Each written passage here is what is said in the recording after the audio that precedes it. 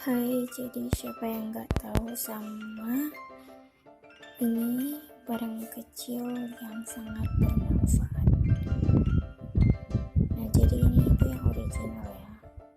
Ini aku baru coba buka karena sebelumnya aku pernah beli tapi isinya nggak ada.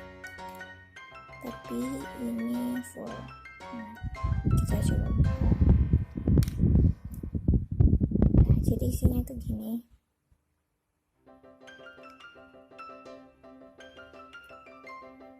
Satu, dua, tiga. Nah, kayak pasta gitu sih, tapi lebih detailnya kayak apa ya, kayak body lotion, kayak cream lotion. Nah, jadi ini tuh banyak banget yang review kalau misalkan Simkurim ini bagus banget hasilnya buat ketiak, tapi kalian hati-hati belinya karena ada yang isinya cuma setengah doang. Mereka jual murah dan ini yang bagus. Kalian bisa buktiin sendiri tergantung seberapa hitam ketiak kalian.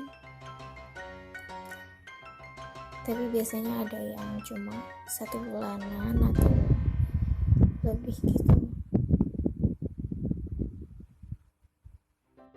Yang harus kalian tahu kalau misalkan Simkurim ini udah ada nomor BPOM-nya. Nah, dan tanggal expirednya, jadi aman banget digunain.